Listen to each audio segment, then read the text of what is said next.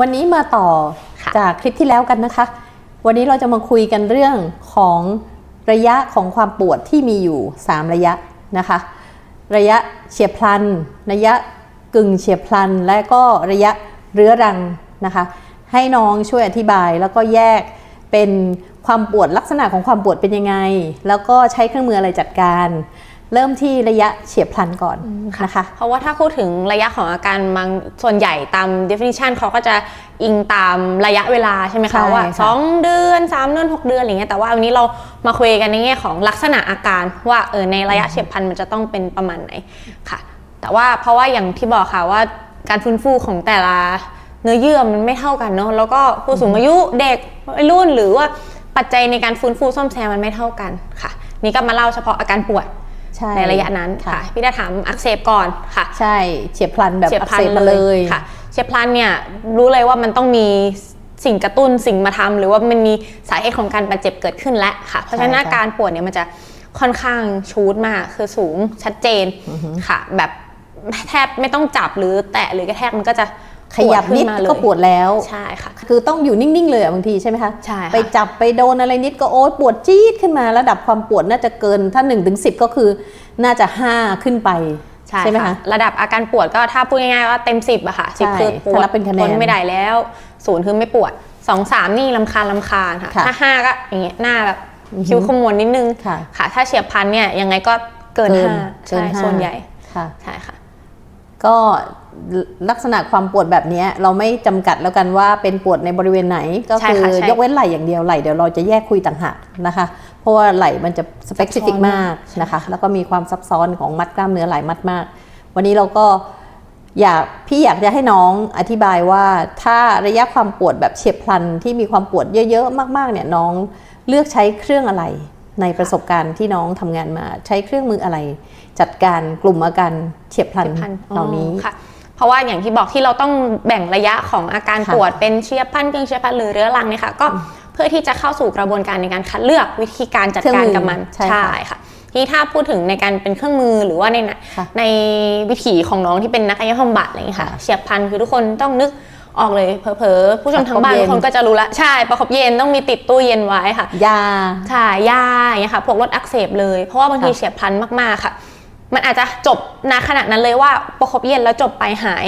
ก็มีนะคะเพราะว่าไม่ได้บาดเจ็บเยอะบางทีพักการใช้งานก็หายใช่1 วันอะไรเงี้ยก็หายใช่ค่ะเพราะว่ามันมีอีเวนท์ที่เกิดขึ้นค่ะบาดเจ็บเจอและอักเสบเฉียบพลันขึ้นมาอย่างเงี้ยค่ะประคบเย็นเลยจัดการด้วยความเย็นก่อนถ้าเป็น PT นะคะทีนี้ถ้า innovation ขึ้นมาหน่อยใช้แผ่นประคบเย็นแล้วก็จะมีปัจจุบันเขาจะใช้เป็นเหมือนกับตัวไคลโอที่เป็นเครื่องพ่นลมเย็นใช่ค่ะหรือปัจจุบันก็มีอีกที่เป็นคัฟเป็นไคโอคัฟใส่เป็นคัฟไปเลยปวดไหล่ก็ใส่คัฟไหล่ปวดเข่าก็ใส่คัฟเข่าอะไรเงี้ยค่ะหลังก็ใส่แต่ว่ายังเป็นทฤษฎีของความเย็นค่ะเพราะความเย็นมันลดบาดเจ็บอักเสบได้ค่อนข้างเร็วเลยค่ะแล้วก็จะมีอีกหนึ่ง innovation ค่ะที่ส่วนใหญ่ PT ก็จะนึกถึงค่ะสำหรับเฉียบพลันในที่นี้ก็คือมันจะเห็นบางเคสนะคะเห็นเป็นบวมออกมาชัดเจนเลยค่ะแล้วก็จะนึกถึงตัวเลเซอร์ค่ะเลเซอร์ก็จะช่วยลดอาการอักเสบพวกเฉียบพลันอะไรเงี้ยได้ค่อนข้างดีเลยค่ะก็ต้องมาเลือกกันอีกเนาะว่าช่วงที่เฉียบพลันเนี่ยเราก็ต้องมาเลือกใช้อีกว่าจะใช้วัตต์เท่าไหร่ถูกใช่ค่ะเพราะว่าจำนวนวัตต์ที่เราเลือกใช้ในแต่ระยะอาการเนี่ยก็จะไม่เท่ากันอีกใช่ค่ะอย่างเฉียบพลันเราก็ใช้วัตต์ต่ำซึ่งเดี๋ยวแมคานิซึมเราจะพูดในคลิปถัดไปนะคะแล้วเราใช้วัตต์สูงในเคสที่เป็นเรื้อรังเพื่อต้องการแมคานิซึมแบบไหนอื่นๆนะคะระยะถัดไปก็คือเป็นระยะกึ่งเฉียบพลันทีเนี้ยกึ่งเฉียบพลันก็คือเมื่อกี้ที่คุยกับอาจารย์นะคะอาจารย์บอกว่ากึ่งเฉียบพลันก็คือขยับหน่อยก็รู้สึกเจ็บแต่เจ็บน้อยลงกว่าระยะเฉียบพลันก็คือเริ่มรู้สึกว่ามันพอทนได้หรือว่าเรียกว่าส่วนใหญ่เรตติ้งง่ายๆค่ะเรตติ้งตามคะแนนความปวดเลยค่ะว่ามันลดลงมาไม่เท่ากับครั้งแรกๆแล้วไม่เท่า 8-90 ละอาจจะ 5-6-7 ประมาณนั้น 5-6-7 ค่ะก็จะเป็นระยะกึ่งเฉียบพลันทีนี้น้องเลือกใช้เครื่องอะไรคะคิดว่าในระยะนี้ในทุกส่วนของร่างกายเลยเครื่องมือที่นักกายภาพจะเลือกใช้ในฐานะที่เราผ่าน innovation เครื่องมือต่างๆมาค่ะเพราะเป็นกึ่งเฉียบพลันปุ๊บก็เลิกมองหาความเย็นแล้วเราก็รู้สึกว่าเมคานิซึมไหนที่เราต้องการกลไกไหนที่เราอยากให้มันลดอาการอักเสบได้ดีขึ้นอีกเนี่ยค่ะก็จะยังเป็นเลเซอร์อยู่บ้างในบางกลุ่มค่ะแต่ว่ามันก็จะมีอีกหนึ่งinnovation ที่เข้ามาช่วยในเรื่องนี้ได้ก็คือตัวเทกกา จริงๆอะตัวเทคก้าในกลไกของเขาอะค่ะมันสามารถทำในกลุ่มของอักเสบได้ด้วยนะคะถ้าพูดถึงตามหลักกลไกอะแต่ว่าหลัก practical หรือว่าหลักใช้งานจริงอะค่ะมันจะค่อนข้างเจ็บเพราะมันต้องใช้ครีมมีหัวทาวนอะไรเงี้ยค่ะก็เลยค่อนข้างเลี่ยงไปเพราะคนไข้จะทนตรงนั้นไม่ได้แต่ว่าถ้ากึ่งเฉียบพลันเนี่ยอย่างที่พี่ดาบอกว่าเพนสกอร์หรือว่าคะแนนความเจ็บปวดมันจะลดลงมาแล้วค่ะเพราะฉะนั้นคนไข้ก็จะเริ่มทนได้นี่ก็จะเลือกใช้เทคก้าค่ะเพราะว่าต้องการไปเร่งการซ่อมแซมฟื้นฟูตรงนั้นค่ะแล้วก็ลดการอักเสบก็น่าจะมี High Power Laser เทคก้าใช่ค่ะช็อคเวฟในบางกลุ่มอาการใช่ค่ะเพราะว่ามันเร่งกระบวนการฟื้นฟูได้ด้วยแต่ว่าก็เทคนิคการเลือกใช้พลังงานระดับพลังงานให้เหมาะสมกับซับแอคิวหรือกึ่งเฉียบพลันก็จะเป็นอีกเทคนิคนึงนะคะในรายละเอียดจะเราจะคุยในคลิปอื่นๆนะคะจริงๆ PMF ก็ยังได้อยู่นะคะแต่ว่ามันก็ดูว่าถ้ามันเป็นกึ่งเฉียบพลันในลักษณะที่ว่ากล้ามเนื้อยังบาดเจ็บเยอะมากอยู่กระตุ้นให้เป็นกลับไปแบบเฉียบพลันหรือทรมาได้อีกใช่ค่ะก็อาจจะต้องระมัดระวังในการใช้ถัดไปก็เป็นระยะเรื้อรังระยะนี้ส่วนใหญ่นักกายภาพเจอเยอะใช่ไหมคะเพราะว่าหลักๆถ้าเป็นเฉียบพลันกับกึ่งเฉียบพลันค่ะส่วนใหญ่เขาจะพบคุณหมอก่อนอะไรที่มันเป็นอุบัติเหตุบาดเจ็บมาเบื้องต้นเลยค่ะคุณหมอจะดูแลก่อนและหลักๆก็จะเป็นทานยาในเบื้องต้นจริงๆถ้าเป็นเฉียบพลันบางเคสทานยาก็หายนะคะเพราะว่าร่างกายมันซ่อมแซมของมันอยู่แล้วค่ะแต่ทีเนี้ยอย่างที่บอกพอเทิร์นมาถึงสเต็ปเรื้อรังเนี่ยทำไมถึงเรียกว่าเรื้อรังก็คือมันเลิกซ่อมแล้วมันจบกระบวนการนั้นแล้วค่ะแต่ว่าร่างกายมันซ่อมไม่สมบูรณ์ก็เลยเทิร์นมาถึงระยะที่เราเรียกว่าเรื้อรังก็คือประมาณว่าปวดแบบรำคาญเดือดร้อนรำคาญเนาะใช่ค่ะระดับความปวดอาจจะไม่รุนแรงมากอาจจะแบบ 1-5 ใช่ค่ะแล้วก็ไม่เกินนี้ใช่แล้วก็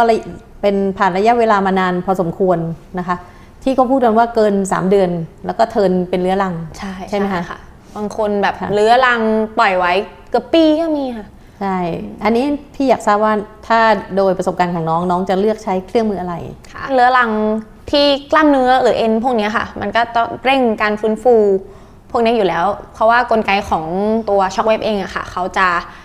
ตอบสนองได้ค่อนข้างดีกับเคสเรื้อรังก็จะเลือกใช้ช็อคเวฟเป็นหลักก่อนถ้าเป็นเรื้อรังที่มีปัญหาบาดเจ็บจากพวกเส้นเอ็นหรือว่ากล้ามเนื้อค่ะแต่ว่าถ้ามีปัญหาเรื้อรังอีกเรื้อรังนึงที่มันเกิดจากเส้นประสาท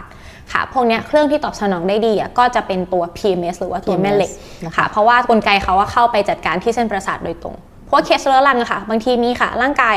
มันซ่อมแซมเรียบร้อยแล้วแต่ว่าเส้นประสาทค่ะเขายังจดจำความรู้สึกปวดอยู่เหมือนเขายังไม่เรียนรู้สิ่งใหม่ยังไม่ลืมความเจ็บปวดเขาก็เลยต้องการที่จะเข้าไปปรับก็คือตัวแม่เหล็กค่ะเข้าไปปรับโครงสร้างแล้วก็ปรับการทำงานให้เส้นประสาทเข้าใจสิ่งใหม่ซะอย่างเงี้ยค่ะมันก็เหมือนเป็นการแก้ไขในระยะเรื้อรังที่เกิดขึ้นกับเส้นประสาทโดยตรงค่ะอันนี้เราพูดครบทุกระยะแล้วเดี๋ยวพี่จะยกตัวอย่างเคสนิดหนึ่งที่พี่เจอมานะคะเคสที่เป็น acute เนาะเป็น acute ที่พี่เจอมานะคะแล้ววันนั้นน่ะพี่ได้นำเครื่อง High Power Laser ไปสาธิตที่โรงพยาบาลแห่งหนึ่งเป็นโรงพยาบาลของรัฐแล้วเป็นเคสที่ฝังเข็มมาแล้วคนไข้ปวดมากในจุดที่ฝังเข็มเป็นบริเวณแขนนี่แหละก็เฉียบพลันทันทีเลยเพราะว่ามีอีเวนต์เกิดขึ้นแล้วใช่ฝังเข็มมาวันนั้นเลยเขาฝังเข็มมาแล้วก็พี่ก็มือแตะนิดนึงแล้วก็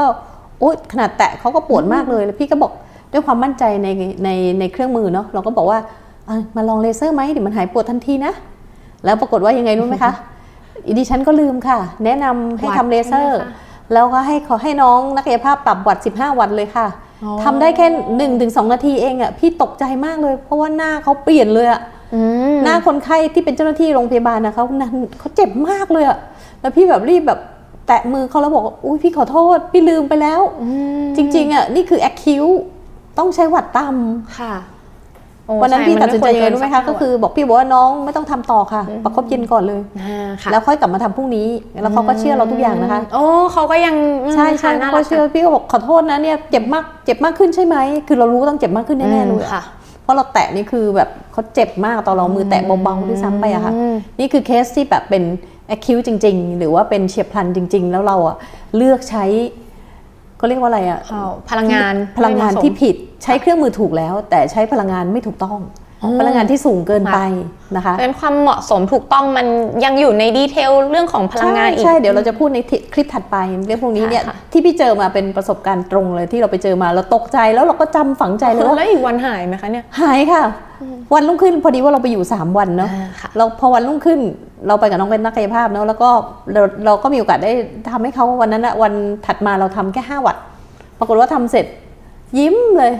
เบาขึ้นเลยตรงตามที่เราบอกทุกประการความเชื่อมั่นที่เขามีกับเราคนไข้คือเราสามารถบอกเขาได้ว่าทำแบบนี้แล้วเขาจะดีขึ้นแบบนี้เราเลคคอมเมนต์เขาได้เขาก็จะมีความมั่นใจในตัวเรามากขึ้นนะคะค่ะก็คือให้ข้อมูลกับคนไข้เนี่ยแหละค่ะใช่แล้วเราด้วยความที่เรามั่นใจในเครื่องมือแล้วเราก็กล้าที่จะแนะนำนะคะแล้วก็มีเคสถัดมาที่เป็นเฉียบพลันที่ใช้เทคก้าน้องอยู่ในเหตุการณ์ด้วยวันนั้นใช่ค่ะน้องอยู่ในเหตุการณ์ด้วยเนาะเพราะว่าเป็นเคสที่น้องชายพี่ดาเองเลยที่แบบปิดประตูแล้วก็ทับมือตัวเองใช่เหมือนเขียวปึ๊ดเลยตรงหัวแม่โป้งเนาะตอนนั้นนะแล้วเราประคบเย็นก่อนเลยไม่แน่ใจว่าใช้วันเดียวกันนั่นแหละประคบเย็นเจลแพดด้วยมั้งคะเป็นน้ำแข็งธรรมดาตอนนั้นใช่ประคบเสร็จวันนั้นเราก็มีเครื่อง RF หรือเทคก้าอยู่ในรถเลยแล้วเราก็ให้เขาใช้ประมาณใช้วัตต์น้อยมาก5 วัตต์เองให้เขาทำแบบประมาณ5 นาที10 นาทีวันแรกเลยแต่ประคบเย็นก่อนนะคะเพราะว่าเราดูแล้วมันม่วงขนาดนั้นไม่สามารถทำเทคก้าหรือเลเซอร์ได้ทันทีก็เลยให้ประคบเย็นว่าหลังจากนั้นเขาทำเทคก้าเขาปวดมากๆเลยนะคะคืนนั้นแทบจะนอนไม่ได้เลยแต่ว่าเบาลงเยอะเลยพอทำเทคก้าเสร็จหนูจำได้เลยว่าไอ้แผลม่วงๆจางลงเหมือนจางลงแล้วก็พอวันถัดไปเขาก็มานั่งทำเทคก้าเองเลย DIY ทำเองเลยแล้วก็เบาขึ้นประมาณเบาไปเรื่อยๆจน3 วันมั้งเขาก็หายก็เป็นเทคก้ากับเคสแอคคิวใช่ไวมากเลยเหมาะสม5 วัตต์เองคือ5 วัตต์เนี่ยแทบไม่รู้สึกอุ่นอะไรเลยนะคะแต่มันมีผลในการรักษาตอนเราทำไม่รู้สึกอุ่นอะไรเลยปกติเราจะต้องบอกทุกครั้งว่าในการรักษาด้วยเทคก้าจะต้องรู้สึกอุ่นนิดนึงเนาะเหมือนเลเซอร์แหละต้องอุ่นนิดนึงแต่ในเคสแอคคิวไม่จำเป็นค่ะไม่ต้องรู้สึกอุ่นนะคะนี่ก็คือเคสยกตัวอย่างเนาะที่เราใช้ทั้งในเคสเฉียบพลันถ้าเราใช้เครื่องที่เหมาะกับเขาแต่ว่าพลังงานอีกที่เราจะต้องคอนเซิร์นค่ะก็ดีมากเลยนะคะพี่ดาแล้วเดี๋ยวคลิปต่อไปเราก็จะได้นำไปสู่เรื่องกลไกกลไกและฟิสิกส์ต่างๆให้ทุกคนรู้กันคลิปต่อไปก็เดี๋ยวไปดูกลไกนะคะหรือแมคานิซึมของเครื่องแต่ละตัวว่าเป็นยังไงค่ะ